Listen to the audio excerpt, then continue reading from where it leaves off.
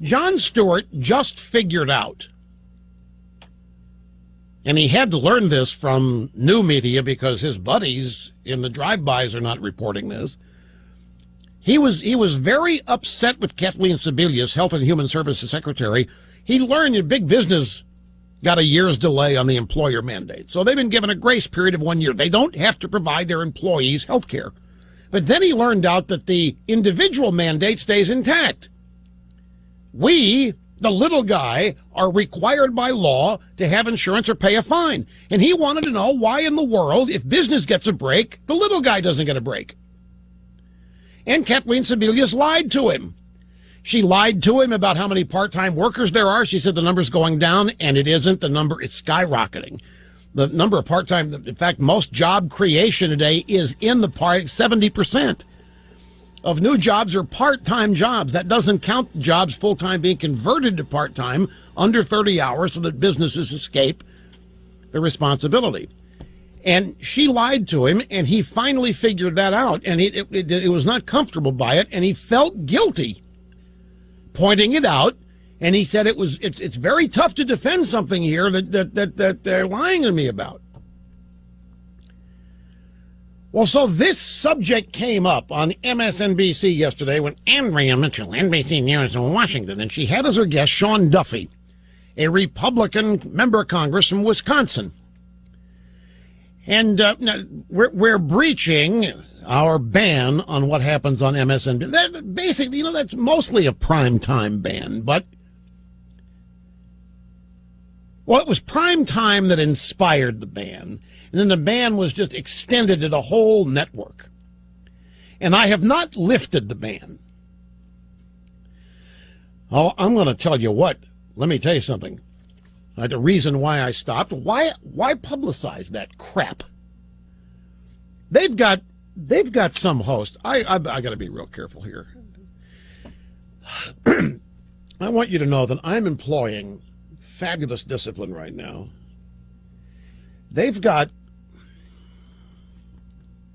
anyway, they have people that are now openly blaming the Constitution for what's happening in the Constitution's a problem. The fact that the Constitution limits Obama from just fixing this stuff. I mean, it's really dangerous stuff. I mean, these are just, they're pure ignorant. Some of the most arrogant, condescending smart alecks, but they're just pure ignorant. And they fit the bill of people who have no love and no respect for the founding of this country.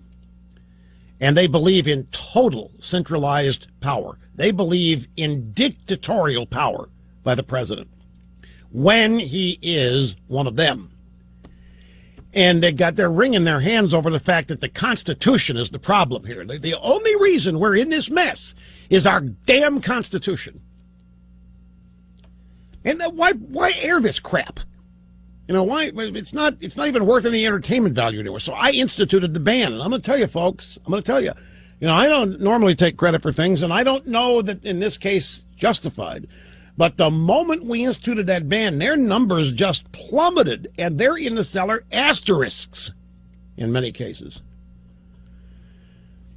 So it worked in that sense. I mean, why? You people would never watch that network, so why should I play stuff on it for you that amplifies what happens there? I mean, you don't need to hear it to know what liberals think. And I just decided, why should I turn over portions of this program to those nutcases, even if it is just to laugh at them? Because after a while, it wasn't even funny. It was just really frustrating. So the ban's been in place for well over a year, maybe longer than that.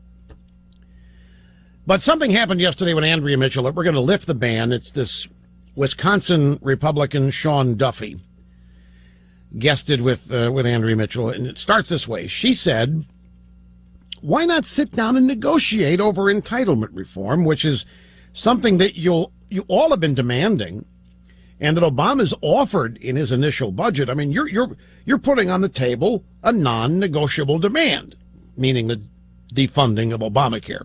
The media won't even ask the question about why are you treating families different than big businesses. You need Jon Stewart on Comedy Central to ask Secretary Sebelius, hey, why won't you treat these two equally? And she can't answer it. I mean, that's how pathetic I think news reporting has become when we won't ask tough questions to the administration. Well, we've asked questions to both sides. That's not fair. Do you ask that question, Andrea? We have asked that question. I have asked that question. Really? Well, nobody heard it. Nobody heard it. Duffy then said, why do you want your own health care and you won't join us in Obamacare? That's a question I haven't seen anybody ask on MSNBC. Please ask it, because they don't have a good answer for it. Why do you want your own health care and you won't join us in Obamacare? These members of Congress, why are all these people asking out of it, is his point. He says, I haven't seen anybody on MSNBC ask that question. The response that Kathleen Sebelius gave to Jon Stewart was, if we had gotten what we wanted, which is a single-payer plan, this wouldn't be the problem. That's right. You say, I think this is what they would say, but you don't know what they would say because you haven't asked. And that's one of the problems we have here. Okay, so he's going right for her heart. I mean, she prides herself on being the dean of journalistas. And he's telling her that you're not doing your job. You're not asking these people any questions. You're not asking tough questions of the regime or of Obama. So she said, do you consider it a small ask that he get rid of the central part of his health care plan that was upheld by the vote, a presidential election, and the U.S. Supreme Court? So she wants to know, what do you think you're doing? Don't you consider it a big deal you're asking him to give up his signature item? Hold on, that's your spin. The president gave a one-year exemption he gave a one-year exemption for businesses in regard to taxes and penalties in Obamacare. We've said for the individuals, for the families, if they want to go into Obamacare, they can, but if they don't, for 1 year, don't tax them or penalize them, just like the way you're treating big businesses. That is fair under the law. That's all we've asked for. Why won't he join us in Obamacare? Why wasn't Michelle Obama on October 1st at the computer with her family signing up for Obamacare? Or Jay Carney? They have their own gold-plated health care plan that they're in, and they don't. No, I'm not. I'm in Obamacare. I'm in Obamacare, Andrea. All members of Congress are in my family. The president should join us in Obamacare and the rest of America. Is that pretty reasonable? We should all be treated equally under the law? Now, see, his point here is that he's changed the law, Andrea. He's just willy-nilly choosing when and what to implement and not implement. And we're simply saying that the thing that is happening now is not what was signed into law.